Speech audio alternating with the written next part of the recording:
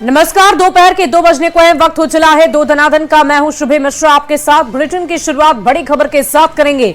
Operation सिंदूर से जुड़ी इस वक्त की बड़ी खबर सामने आ रही है। बीएसएफ ने नया वीडियो जारी कर दिया है जिसमें वो आतंकी लॉन्च पैड को उड़ाते हुए नजर आ रहे हैं। बीएसएफ आईजी जम्मू शशांक आनंद ने बताया कि बीएसएफ की 2 पोस्ट शहीदों के नाम पर होगी।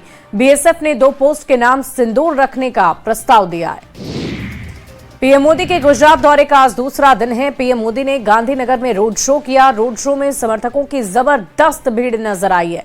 सड़क के दोनों तरफ बड़ी संख्या में लोग तिरंगा लेकर खड़े रहे। ऑपरेशन सिंदूर के बाद गुजरात पहुंचे पीएम मोदी को लेकर लोगों में गजब की राष्ट्रभक्ति नजर आई। रोड शो के बाद वे गुजरात शहरी विकास के समारोह में शामिल हुए। इसके पहले कल पीएम मोदी ने वडोदरा में रोड शो किया था। पीएम मोदी के गुजरात दौरे की एक सभा को संबोधित करते हुए उन्होंने कहा कि भारत के तीसरी सबसे बड़ी अर्थव्यवस्था बनने का दबाव चौथी सबसे बड़ी अर्थव्यवस्था बनने की खुशी से कई ज्यादा है। देश इंतजार करने को तैयार नहीं है। अगर कोई इंतजार करने को कहता है तो पीछे से नारा आता है, मोदी है तो मुमकिन है। हमारा लक्ष्य स्पष्ट है, 2047 तक भारत को विकसित राष्ट्र बनाना है। ये जो अब मुझ पर दबाव बढ़ने वाला है और शुरू हो गया कि मोदी ठीक है 4 नंबर तो पहुंच गए, बताओ 3 कब पहुंचोगे। इसकी एक जड़ी बूटी आपके पास है। अब जो हमारे ग्रोथ सेंटर है वो अर्बन एरियाज है। हमें अर्बन बॉडीज को इकोनॉमी के ग्रोथ सेंटर बनाने का प्लान करना होगा। अपने आप जनसंख्या के कारण वृद्धि होती चले ऐसे शहर नहीं हो सकते हैं। शहर आर्थिक गतिविधि के तेज तर्रार केंद्र होने चाहिए। और अब तो हमने टियर 2, टियर 3 सिटी पे भी बल देना चाहिए। पीएम मोदी ने कहा कि 1947 में जब मां भारती का बंटवारा हुआ, देश 3 टुकड़ों में बंट गया। उसी रात कश्मीर में पहला आतंकी हमला हुआ।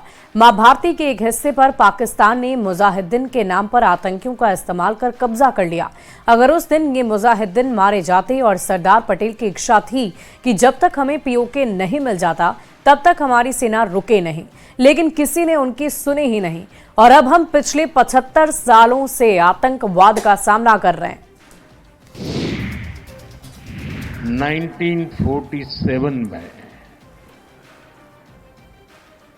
जब मां भारती के टुकड़े हुए,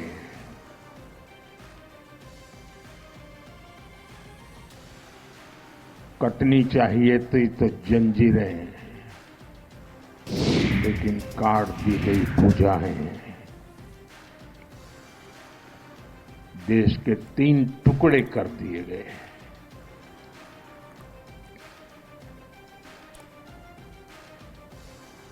और उसी रात पहला आतंकवादी हमला कश्मीर की धरती पर हुआ।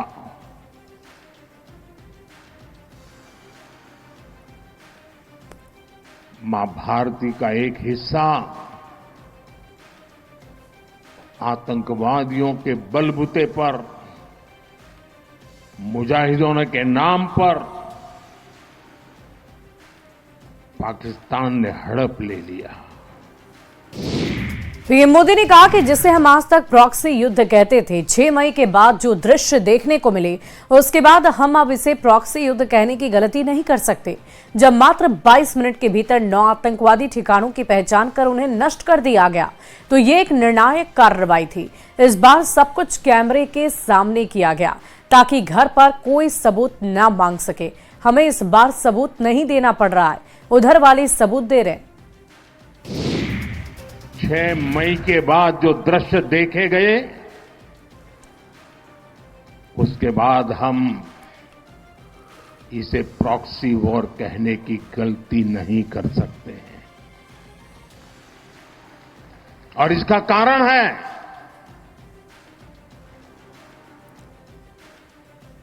जब आतंकवाद के 9 ठिकाने तय करके 22 मिनट में, साथियों 22 मिनट में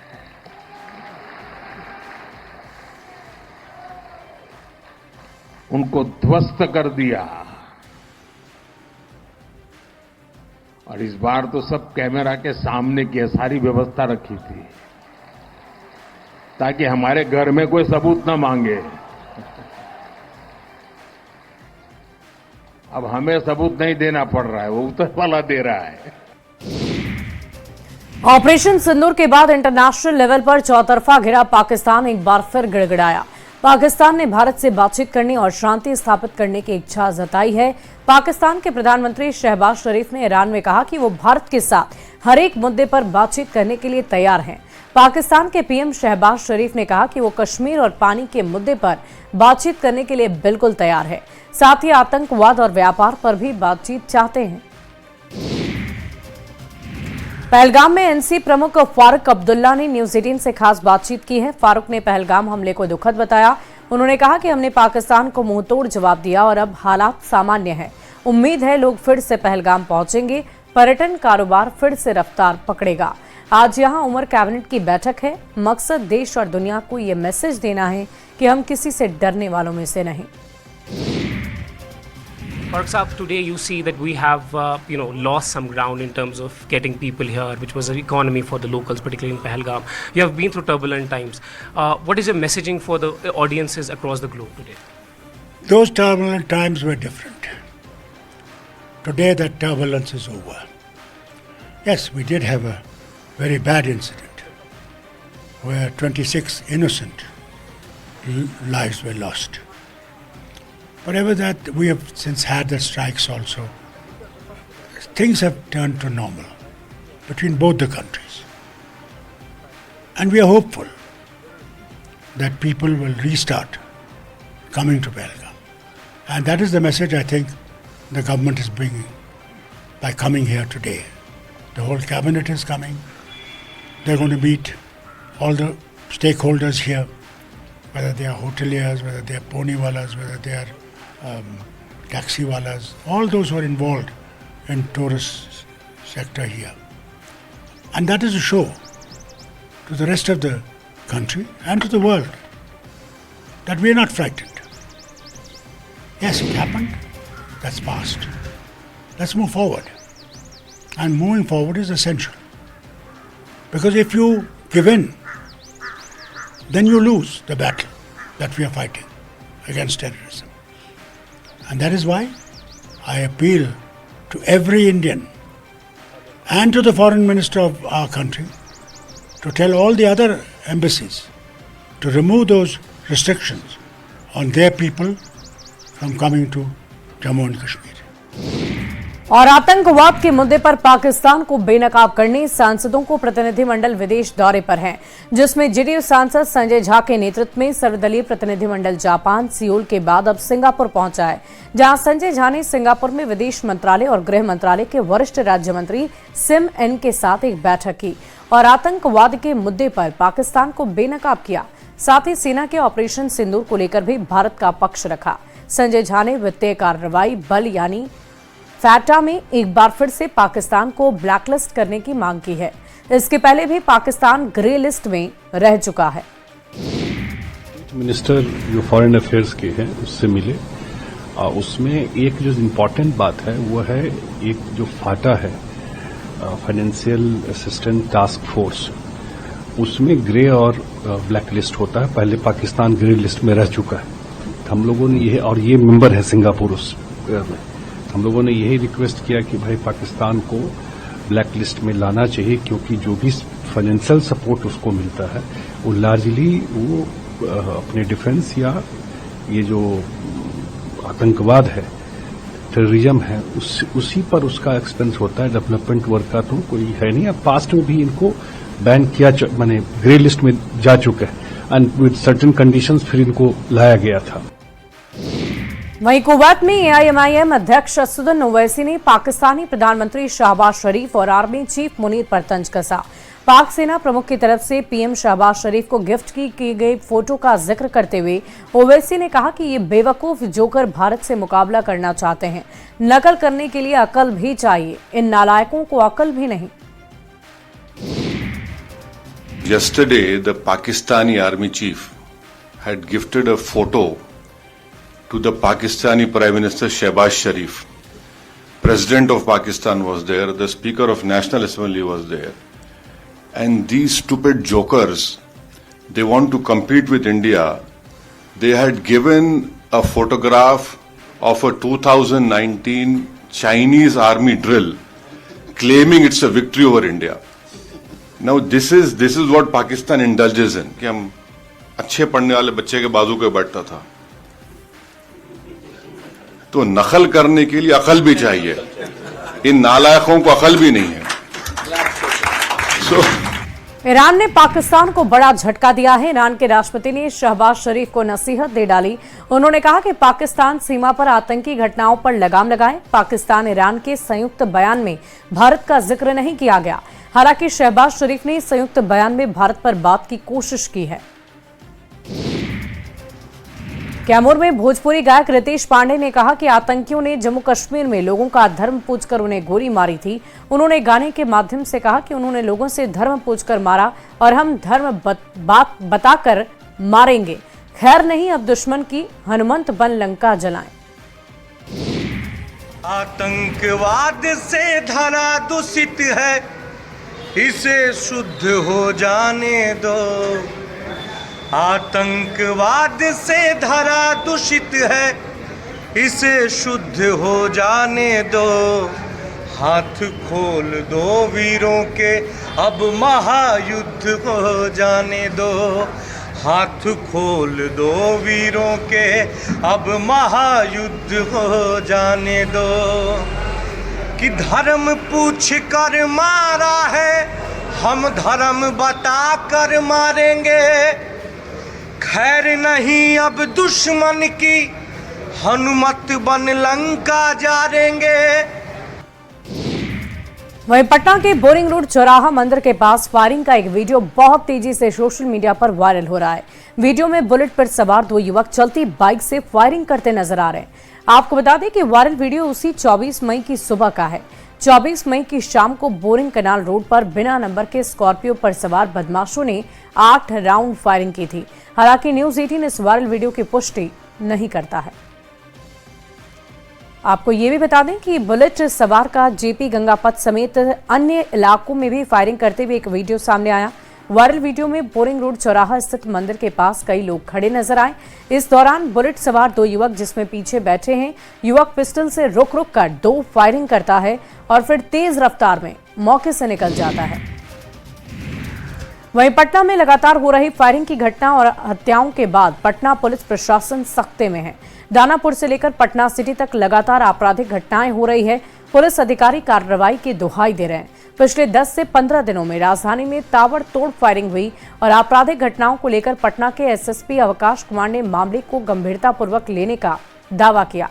एसएसपी ने कहा कि इन मामलों को पुलिस प्रशासन गंभीरता से ले रहा है और कार्रवाई भी लगातार की जा रही है. में पटना ज़िला के सिटी एरिया में, नौबतपुर एरिया में, खगौल में कहीं कहीं फायरिंग की घटनाएं हुई जिसमें कई केसेस में डेथ भी हो गई विक्टिम की. उन केसेस में जो प्रोग्रेस है वो आप लोगों के साथ शेयर करना ज़रूरी है. नौबतपुर में जो 288/25 15 मई को गोली मारकर हत्या की गई थी उसमें अभियुक्त हैं, उनको गिरफ्तार करके जेल भेजा जा चुका है. जानीपुर में 16 मई को एक गोली चलाने की घटना हुई थी और उसमें प्राथमिकी अभियुक्त को गिरफ्तार करके जेल भेजा जा चुका है, प्रमोद शर्मा. फुलवारी शरीफ में 19/5 को अभी गोली मारकर हत्या की गई थी. इसमें भी 4-5 लोगों को गिरफ्तार करके जेल भेजा गया. और अगली खबर सहरसा से है, जहां सदर थाना क्षेत्र के सदर अस्पताल के पास चिल्ड्रन पार्क के पास अज्ञात अपराधियों ने एक व्यक्ति को गोली मारकर बुरी तरह जख्मी कर दिया. बताया जा रहा है कि जख्मी युवक पर भी कई आपराधिक मामले दर्ज हैं. घटना का कारण आपसी विवाद बताया जा रहा है. जख्मी युवक अपने भाई के घर से कहीं और जा रहा था और इसी दौरान अज्ञात अपराधियों ने ताबड़तोड़ गोली चला दी, जिसमें आशीष उर्फ जग्गा यादव बुरी तरह जख्मी हो गए. जख्मी युवक को निजी नर्सिंग होम में भर्ती किया गया. फिलहाल पुलिस तहकीकात में जुटी है. व्यक्ति को गोली लगने की सूचना प्राप्त हुई थी. इसी क्रम में जब ये आए सूचना के सत्यापन हेतु पता चला एक व्यक्ति जिनका नाम आशीष कुमार उर्फ जग्गा, पिता सिकंदर यादव, जो सुखासन कनरिया ओपी के रहने वाले हैं, यहाँ एक्साइज कॉलोनी में अपने भाई के पास रह रहे थे। इन्हें इलाज हेतु सूर्य अस्पताल में भेजा गया है। अगली खबर बेगूसराय से, जहां बदमाशों ने घर से बुलाकर एक युवक का अपहरण कर लिया और इसके बाद दियारा इलाके में ले जाकर उसकी जमकर पिटाई भी की गई। पिटाई के बाद युवक गंभीर रूप से घायल हो गया। घायलों को इलाज के लिए अस्पताल में भर्ती किया गया है। पीड़ित ने बताया कि अपराधी उससे 5 लाख रुपए की रंगदारी की मांग कर रहे थे। विरोध करने पर उसे जमकर पीटा गया।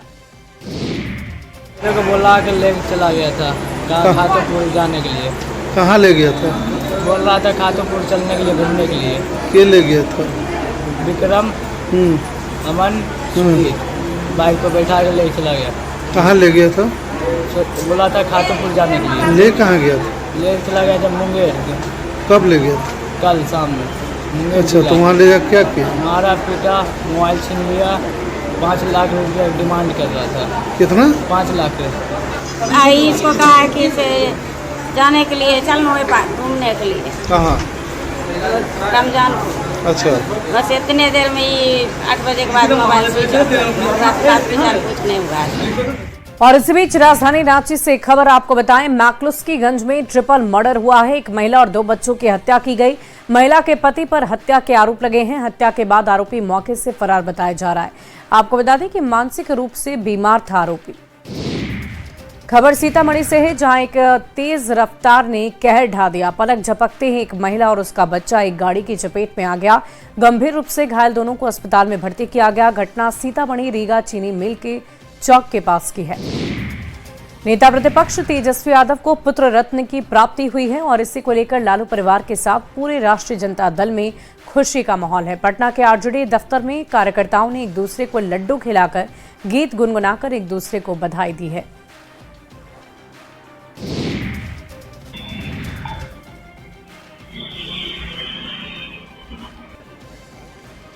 लालू परिवार में बड़ी खुशी है और खुशी का इजहार जो है वो राजद परिवार कर रहा है। यहाँ देखिए आरजेडी कार्यालय है, यहाँ पे भाई अरुण हैं, सारका राय हैं, एजाज अहमद है, तमाम जो लोग हैं एक दूसरे को मिठाई खिला करके, लड्डू खिला करके मुंह मीठा कर रहे हैं, बधाई दे रहे हैं। सोहर भी गाया जा रहा है। तो पहले हम बात कर लेते हैं एजाज जी। आज बड़ी खुशी का दिन है। एक तरह से कहा जाए तो तेजस्वी यादव का जो है परिवार संपूर्ण हो गया। देखिए, तेजस्वी जी आज जो पुत्र रत्न प्राप्त किए हैं, इसकी खुशी राष्ट्रीय जनता दल के कार्यालय में सभी कार्यकर्ताओं के द्वारा एक दूसरे को मिठाइयाँ खिला करके, देखिए बोलने भी नहीं दिया जा रहा है, मुंह में लड्डू डाल दिया जा रहा है। मैडम गाएगी। अरुण जी ये बताइए। इस दिन का बहुत दिनों से इंतजार था। आज पूरा राष्ट्रीय जनता दल परिवार खुशी से झूम रहा है और पूरे बिहार के राष्ट्रीय जनता दल कार्यकर्ताओं में खुशी है कि कोई चाचा बन गए, कोई दादा बन गए। हम लोग तो दादा बन गए, आई मौसी बन गई, आइए इधर फुआ बन गई। चलिए फुआ, मौसी, दादा, चाचा सब बन गए। बड़ी मुस्कुराहट जो है बनी रहे आपके चेहरे पे। सोहर थोड़ा मौसी बन गई। बिल्कुल बिल्कुल, हम लोग बधाई देते हैं तेजस्वी यादव जी को।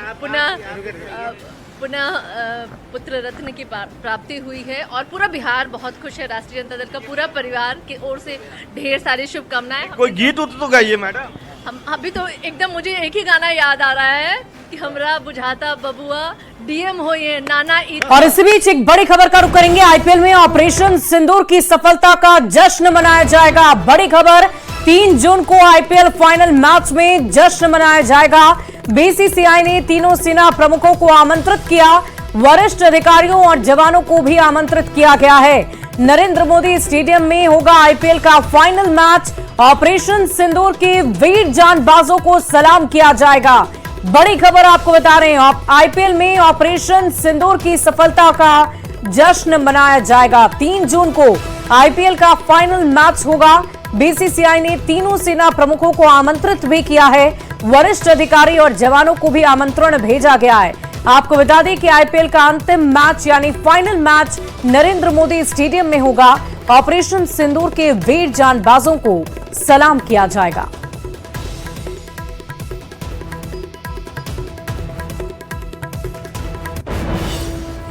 और फिलहाल इस बुलेटिन में अभी के लिए बस इतना ही। आप बने रहे न्यूज़ 18 बिहार झारखंड के साथ।